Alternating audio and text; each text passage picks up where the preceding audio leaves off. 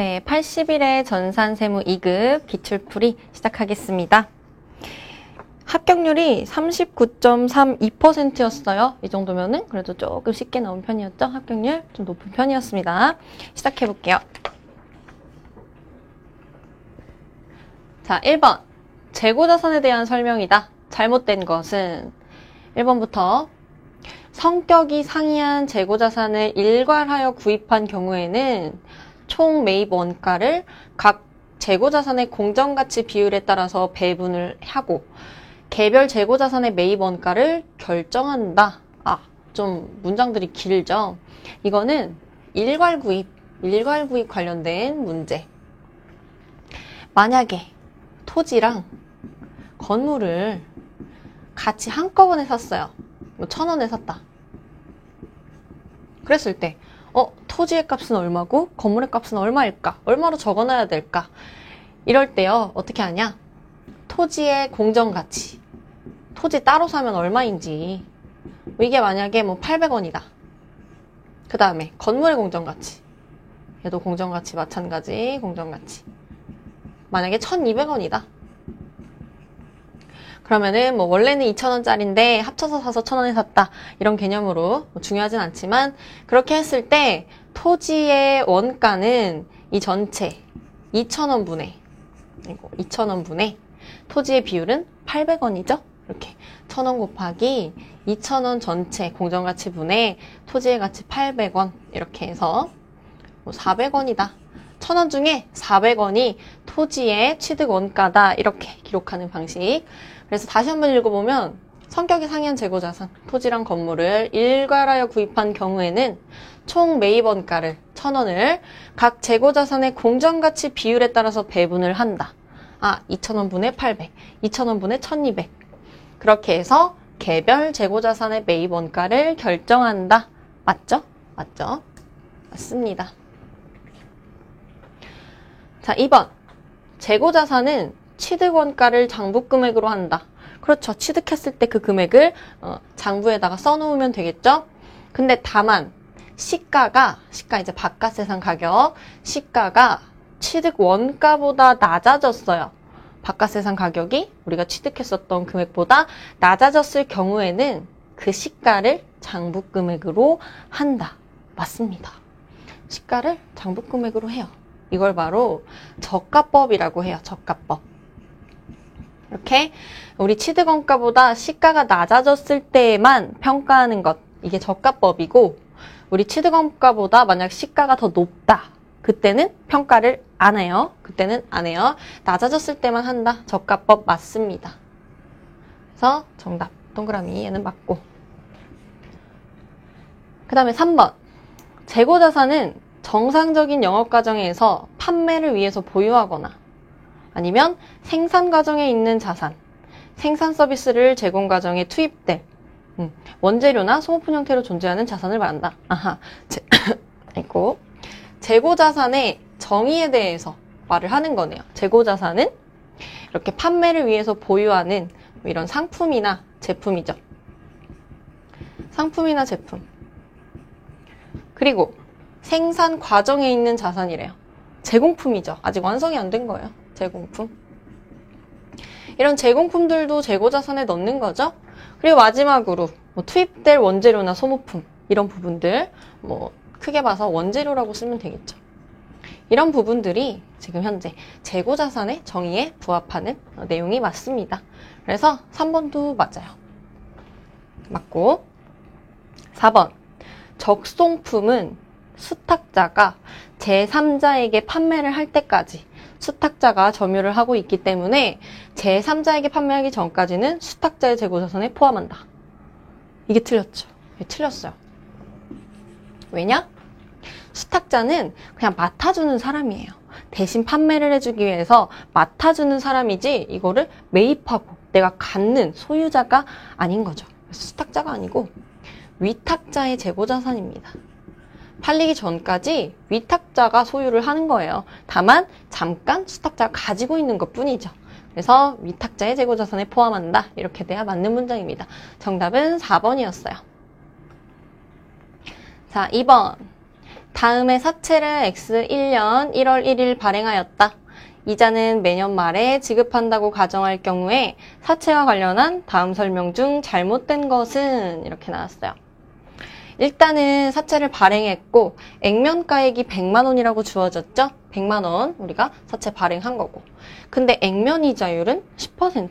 액면이자율은 우리 회사가 지급하기로 한 이자율이죠. 회사 이자율. 그리고 시장 이자율은 바깥 회사들, 다른 회사들이 다른 일반적인 사람들한테 지급할 때의 이자율이 4%인 거죠. 4%. 그러면 얘는 타 회사 이자율.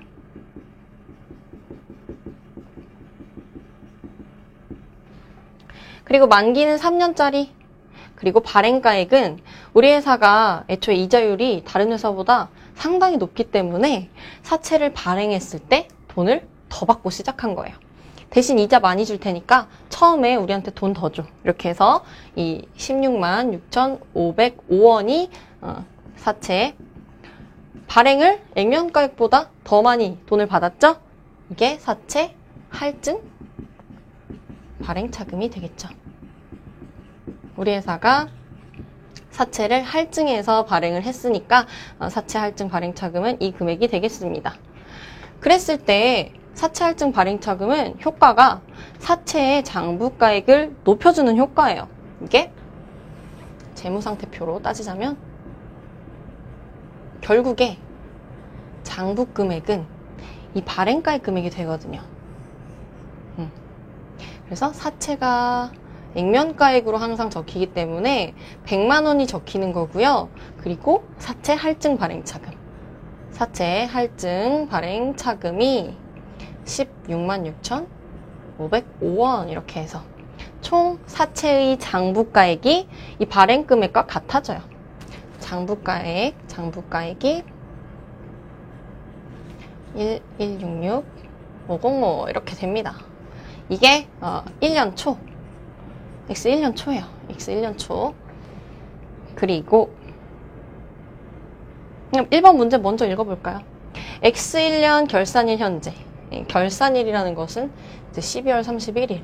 1년이 지나간 그 이후죠. 이제 1년이 지나간 때.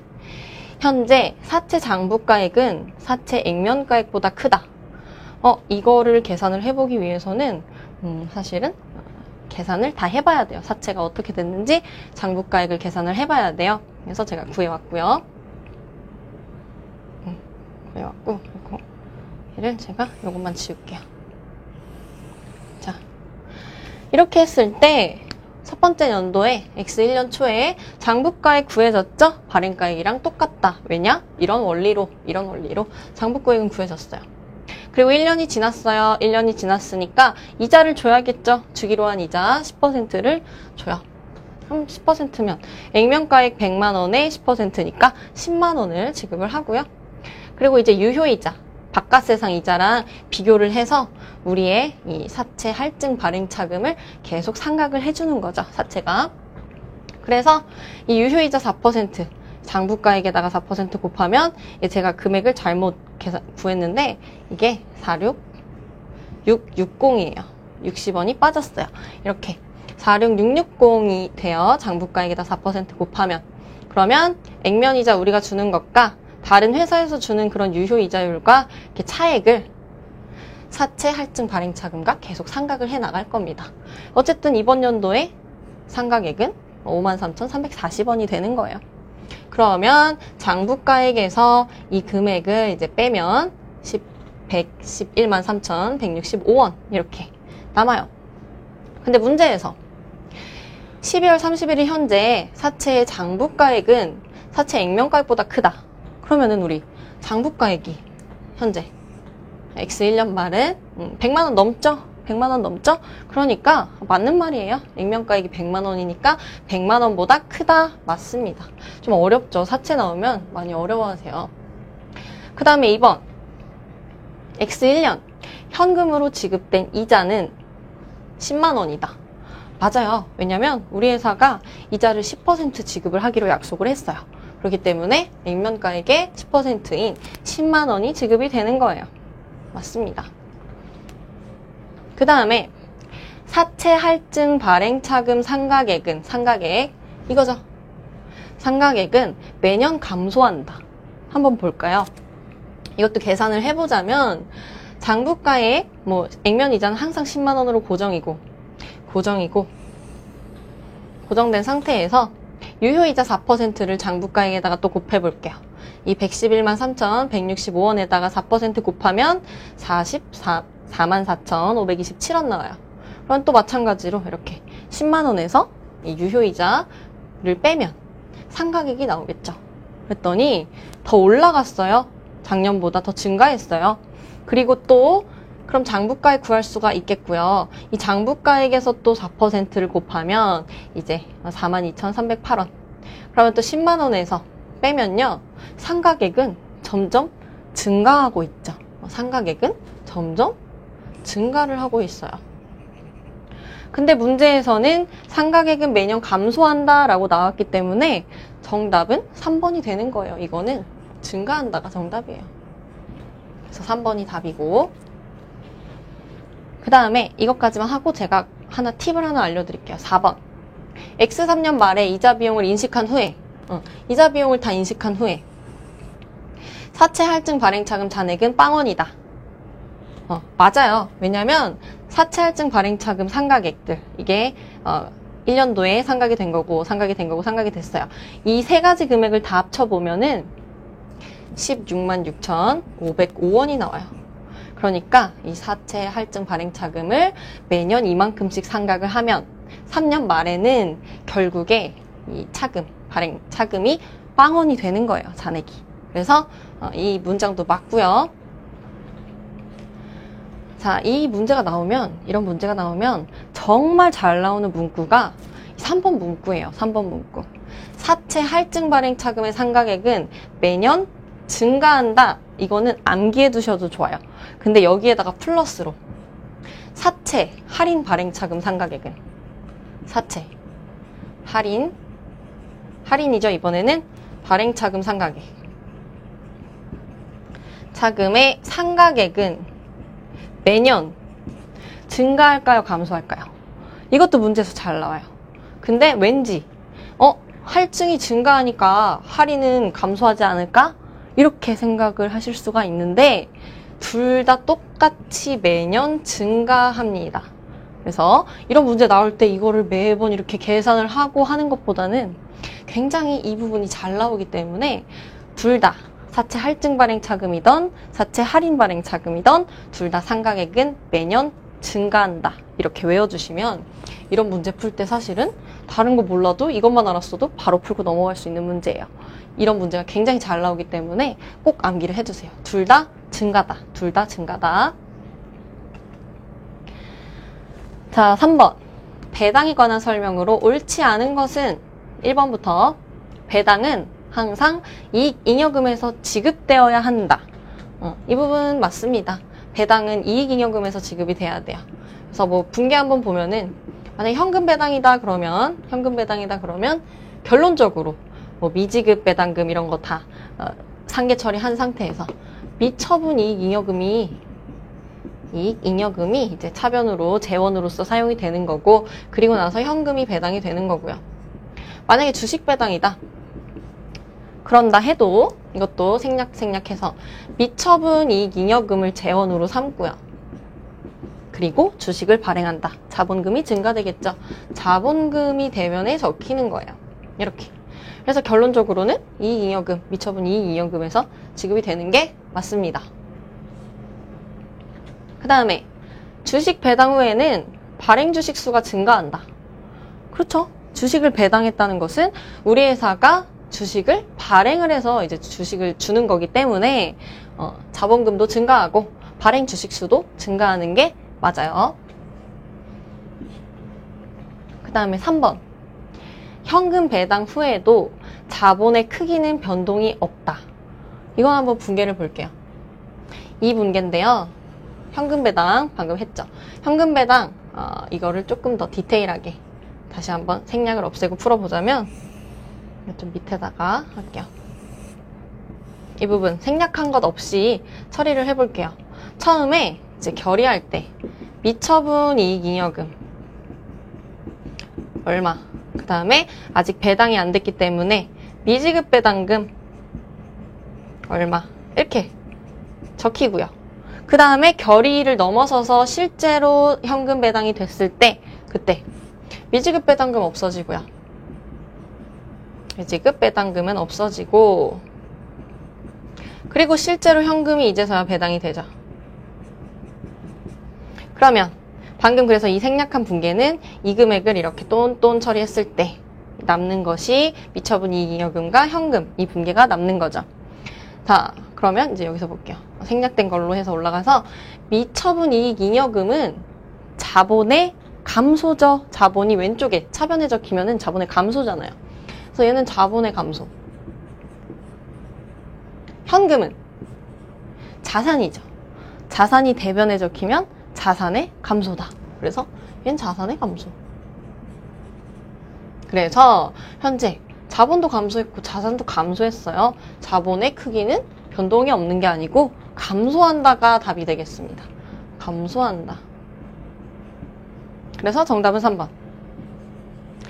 그리고 이것도 하나 팁을 알려드리자면 회사에서 현금이 나갔다. 그러면 자본이 감소한 거예요. 현금이 나갔으면은 자본이 감소하게 되어 있어요. 대부분 문제에서. 그래서 현금이 지금 나갔잖아요. 자산이 감소했고 동시에 이제 자본도 감소하는 그런 효과가 있습니다. 4번. 상법상의 중간배당은 회계연도 중에서 1회에 한해서 정간으로 정해서 진행할 수 있다. 아하, 이런 문장들은 사실 생소하죠. 여러분들이 뭐 주식에 대해서 열심히 공부하는 그런 시험이 아니기 때문에. 근데 원래는 배당은 1년에 한 번 정도 할 수가 있고 중간에 또 배당을 하고 싶다라고 한다면 이렇게 정간에 정해서 회계연도 중에 한 번은 가능하도록 되어 있어요. 상법상 한 번은 가능하다. 이 정도는 그냥 한 번 읽고 그렇구나 정도 아시면 되는 문구입니다. 중요한 거는 3번이고 잘 나오죠? 현금 배당 후에는 자본의 크기는 감소가 된다. 감소된다. 이렇게. 자, 4번. 다음은 단기 매매 목적으로 매매한 주식회사 학동의 주식거래 내역이다. X1년 12월 31일에 주식회사 학동의 공정가치가 주당 10,000원이면 X1년도 손익계산서에 표시될 단기매매증권 평가손익은 얼마인가? 결론적으로는 평가, 단평이익, 단평손 이런 거 구하라는 거죠? 얼마냐? 자, 그랬을 때 자료를 보니까 거래일이 뭐 2개 정도는 샀고 매입이죠? 그 다음에 하나 정도는 팔았네요. 한 번 정도는 팔았네요. 1000주를 처음에 10,000원에 샀어요. 10,000원에 샀고 거기에서 500주가 나갔어요. 12,000원에 팔았대요. 그러면은 여기에서 결론적으로 5,000주가 아니고 500주가 남는 거죠? 매입 1000주 했고 500주 팔았으니까 여기선 500주가 남아있어요. 근데 얼마에 사온 게 남아있는 거죠? 10,000원짜리죠? 10,000원짜리 1000개 사왔다가 500주 간 거니까 이제 얘는 10,000원짜리 500주가 남아있는 거예요. 이건 이제 판매한 가격이고 우리 회사에 기록된 것은 10,000원짜리죠. 그리고 나서 11월 1일 날 매입을 또 했어요. 1000주짜리를 매입을 또 했고 거래 가격은 7,000원. 싸게 샀네요. 1000주를 7,000원씩 해서 산 거예요. 그러면 지금 주식이 여기서는 1000주고 7,000원이네요. 한 주당. 이렇게 되어 있을 때 지금 현재 연말에 얼마라 그랬어요? 10,000원이래요. 연말에 10,000원이 됐대요. 그랬을 때 평가를 해라. 그러면 이 500주는 어차피 지금 10,000원으로 애초에 샀고 기록도 10,000원으로 돼 있기 때문에 뭐 변동이 없죠? 근데 나중에 산 거 1000주짜리는 7,000원에 사왔고요. 그리고 지금 10,000원이 됐으니까 3,000원씩 이득이다 이렇게 처리를 해주면 되겠습니다. 얘는 뭐 어차피 10,000원짜리니까 상관이 없고 1000주에 대해서는 하나에 7,000원이니까 아하 3,000원 올랐구나. 한 주당 3,000원씩 올랐구나. 이득이구나. 이렇게 해서 1000주 곱하기 3,000원은 300만 원이고 그리고 이득 봤다 해서 2번 처리해주면 되겠습니다. 자, 5번. 다음은 유형자산의 취득원가에 관한 설명이다. 가장 잘못된 것은, 이 문제는 어떻게 보면은 되게 쉬워요. 보세요. 유형자산의 취득원가죠. 취득원가는 취득했을 때 관련된 비용, 원가 이런 부분이에요. 근데 문제 쭉 보면요. 유형자산의 취득과 관련된 삐리리, 유형자산의 취득과 관련된 삐리리, 유형자산의 보유와 관련된 삐리리 이렇게 나왔어요. 4번 유형자산의 취득과 관련된 삐리리 이렇게 나왔죠. 정답은 3번이기는 해요. 3번이에요. 왜냐면 취득했을 당시에 들어가는 부대 비용, 어쩔 수 없이 들어가는 비용들은 취득원가에다가 가산을 하잖아요. 그래서 취득과 관련된 운송비, 설치비 가산 맞고요. 관련돼서 중개인 수수료가 발생할 수밖에 없었다. 가산 맞아요.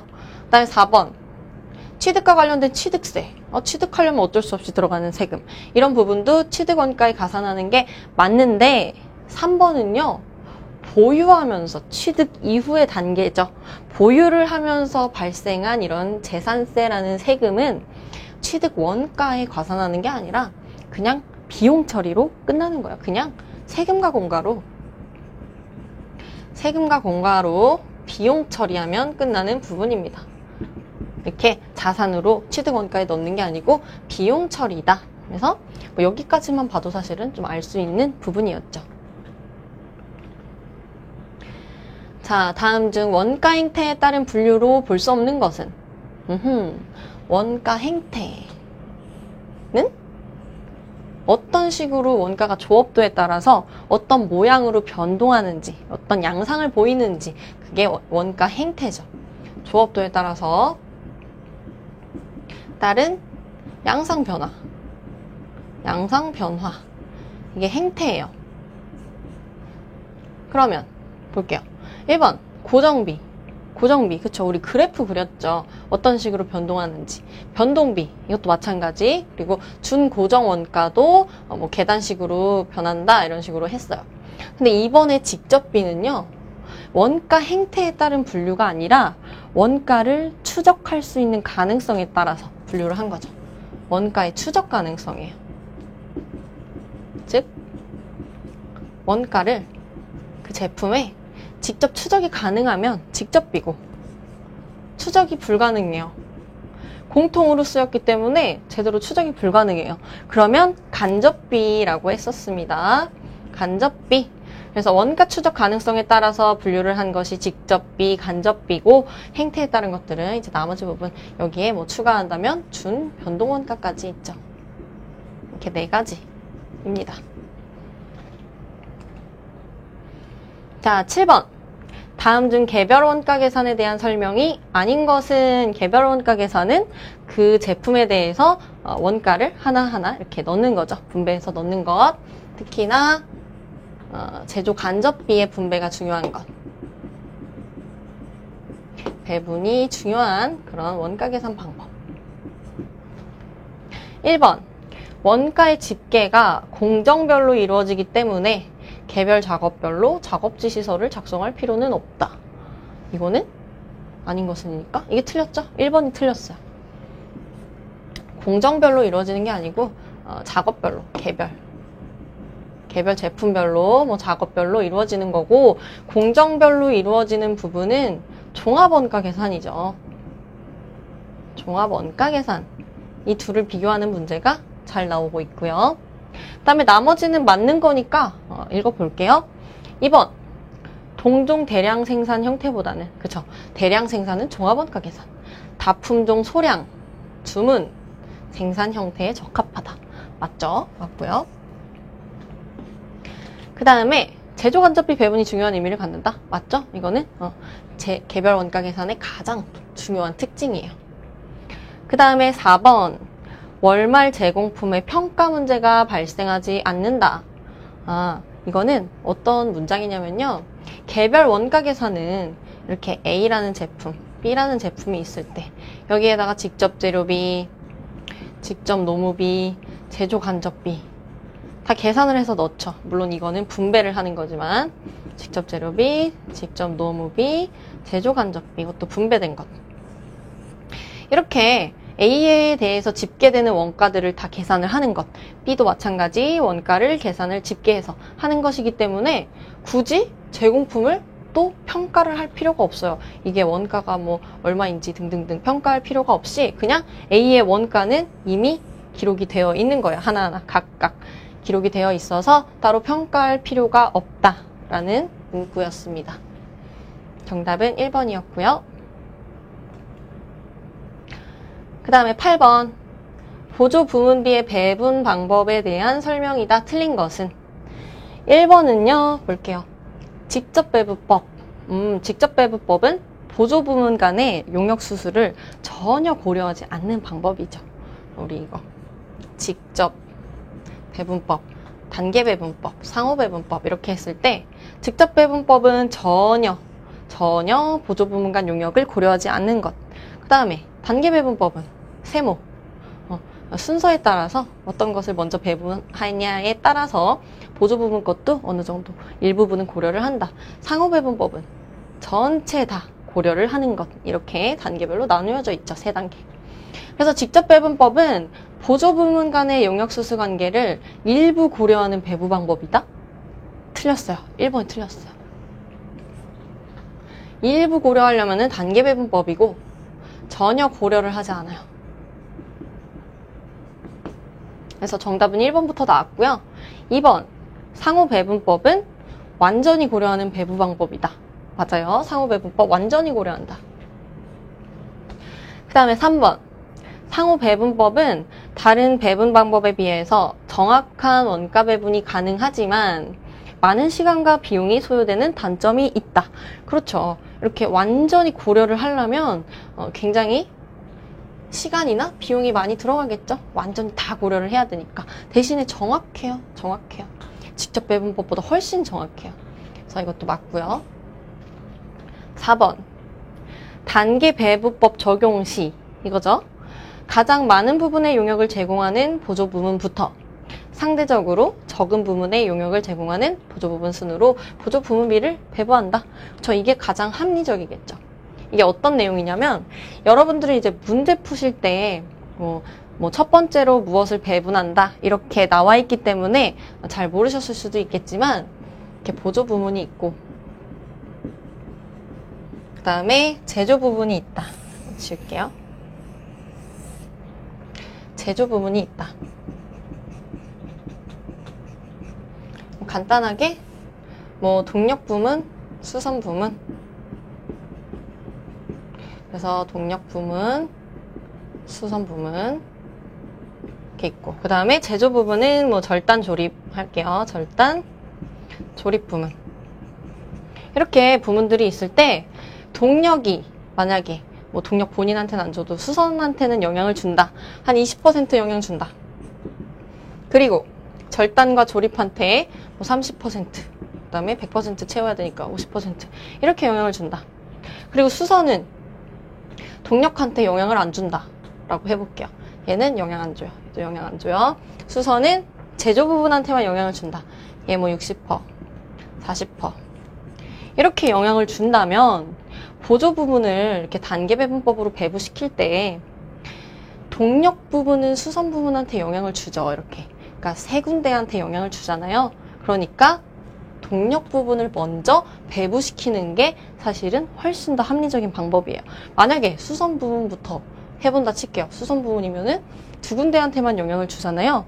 수선 부분을 먼저 배부시킨다. 그러면 동력 부분에 하나도 안 주고 수선 부분에 하나도 안 주고 그 다음에 제조 부분에는 주고 그리고 동력 부분이 받은 원가는 현재 없는 상태에서 단계별 배부니까 동력 부분은 바로 제조 부분에다가만 배부를 해야 되는 거죠. 즉 이거는 고려 못하고 이렇게 두 개한테만 가는 거예요.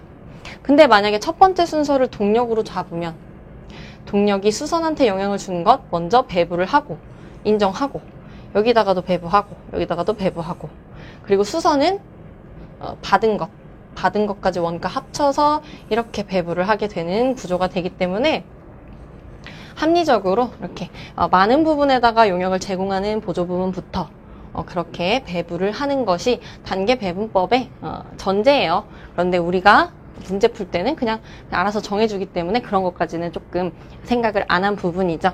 그래서 4번도 맞습니다. 이런 문장 나오면 맞구나 생각하시면 돼요. 자, 9번.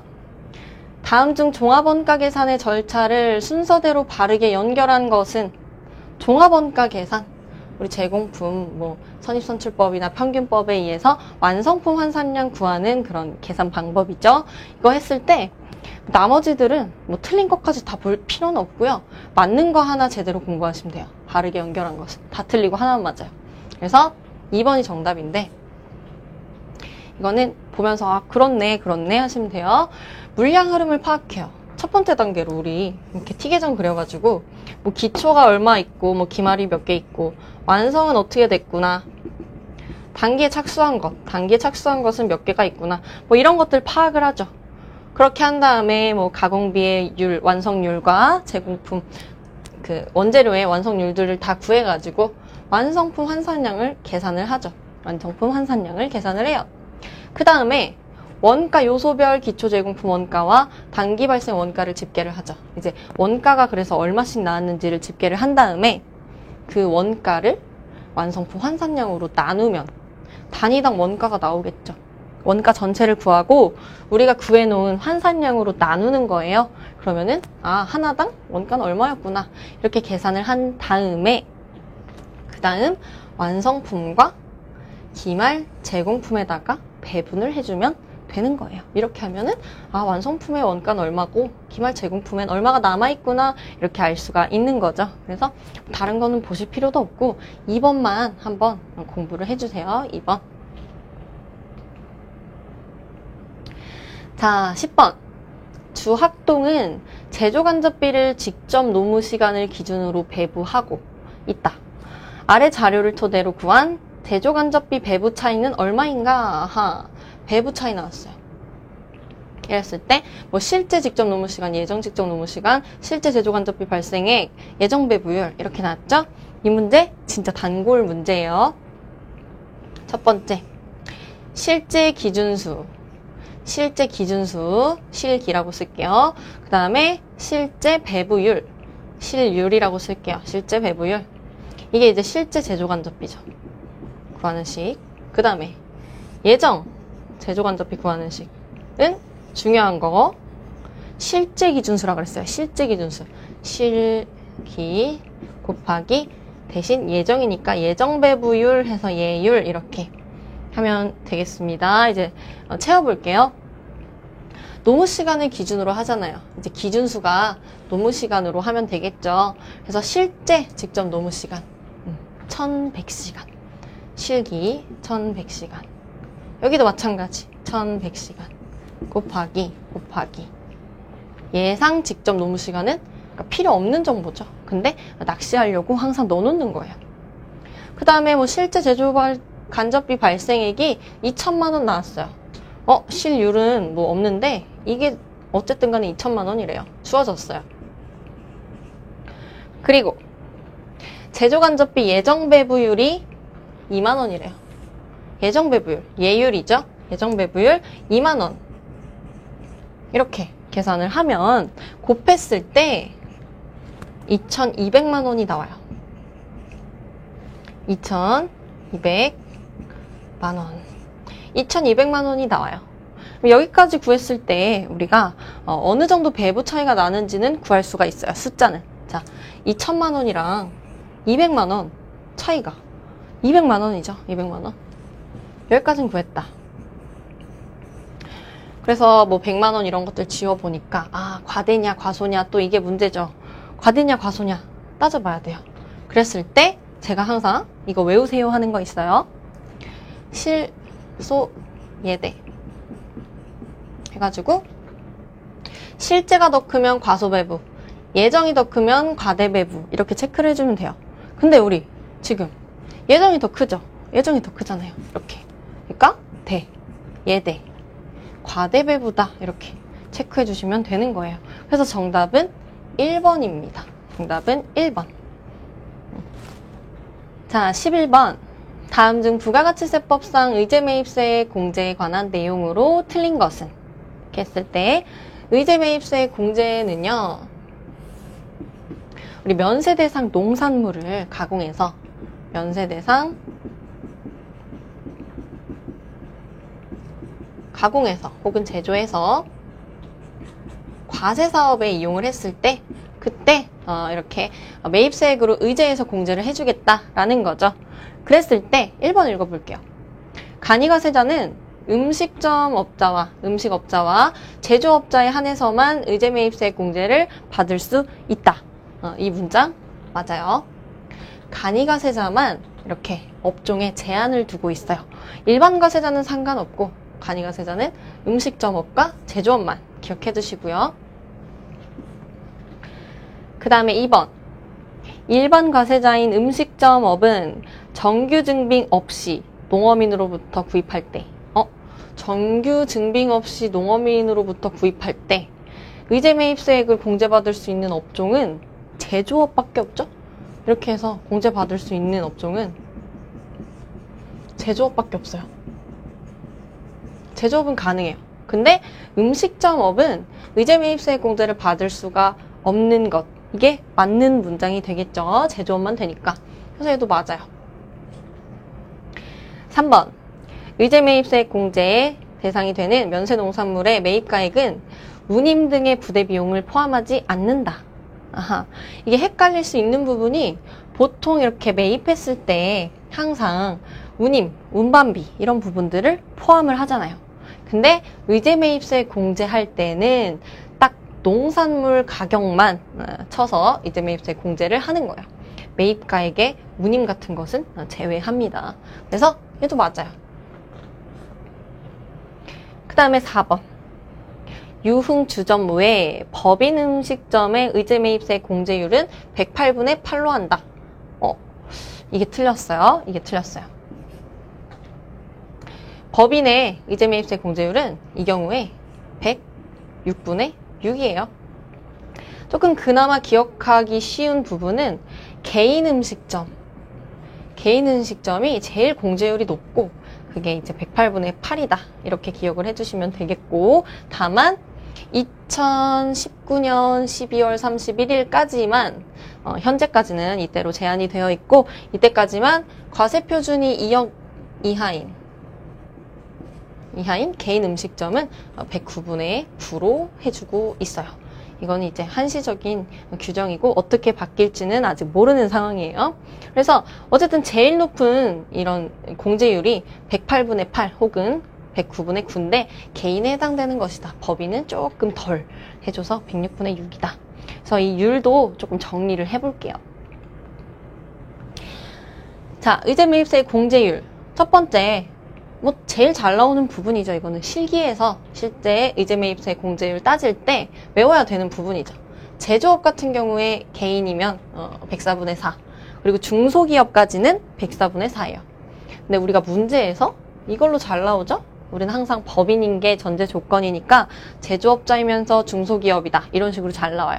그래서 104분의 4다. 기억해 두시고. 만약에 법인인데, 제조업인데 중소기업이 아닌 법인이다. 그러면 102분의 2를 해주시면 되는 거예요. 102분의 2. 그리고 이제 음식점업이다. 그랬을 때 과세 유흥장소는 104분의 4고요. 과세 유흥장소 외에 법인이면은 방금 봤던 106분의 6, 그리고 개인이면은 108분의 8. 제일 크죠? 그 다음에 개인인데 과세표준 2억 이하. 이거는 이제 2019년 12월 31일까지 한해서 109분의 9로 해주고 있다. 이 정도 다시 한번 기억하시면 되겠습니다. 자, 12번. 다음 중 부가가치세법상 재화와 용역의 공급 시기에 대한 연결이 가장 옳은 것은 다 틀리고 하나 맞는 거네요. 공급 시기. 자, 1번. 사업상 증여다. 사업상 증여는 간주 공급 중에 하나죠. 우리가 거래처한테 선물을 주는 것, 이런 행위가 이루어졌을 때가 공급 시기인데, 우리가 증여한 재화를 상대방이 사용, 소비하는 때, 이거는 우리가 알 수가 없어요. 우리가 증여하고 그 사람들이 언제 사용하고 소비했는지 알 수가 없죠. 증여한 때예요, 그냥. 증여한 때. 우리가 줬을 때 그때가 공급 시기다. 그래서 1번 틀렸고요. 그 다음에 2번. 전세금 또는 임대 보증금을 받는 경우에 이렇게 보증금 받으면 그 보증금에 대한 이자 정도는 간주 임대료로서 부가세 과세가 되고 있죠. 그랬을 때가 언제가 공급 시기냐? 예정 신고 기간 또는 과세 기간 종료일. 이게 맞아요. 3개월 단위죠. 예정 신고 기간 뭐 1, 2, 3월, 그 다음에 7, 8, 9월. 그리고 과세 기간 종료일은 확정 신고 기한이랑 같죠. 그래서 4, 5, 6, 그리고 10, 11, 12. 3개월 단위로 묶어서 그 종료일 날 받는 걸로 공급 시기로 하는 것이 맞습니다. 얘는 2번이 정답. 그러면 3번, 4번도 볼게요. 3번은 무인 판매기를 이용해서 재화를 공급하는 경우, 자판기죠, 자판기. 자판기를 할 때, 재화가 인도되는 때, 그럼 자판기에서 음료수 뽑아갈 때마다, 그때마다 공급 시기로 잡아야 되는데, 그거 다 어떻게 보고 있어요? 그죠? 어떻게 따질 수가 없죠? 인도되는 때가 아니고, 담당자가 이 자판기에서 현금을 다 인출하는 그때 한꺼번에 모아서 공급 시기로 보는 거죠. 현금 인출할 때. 현금 인출 시 이때를 공급 시기로 본다. 그 다음에 4번. 판매 목적으로 타사업장에 반출할 때. 판매 목적 타사업장 반출이네요. 이거 간주 공급이죠. 그때 반출된 재화가 고객에게 인도되는 때. 이거는 이제 틀렸고, 이건 틀렸고요. 이렇게 판매 목적, A 사업장에서 B 사업장으로 반출을 한다. 얘는 일반인, 사람.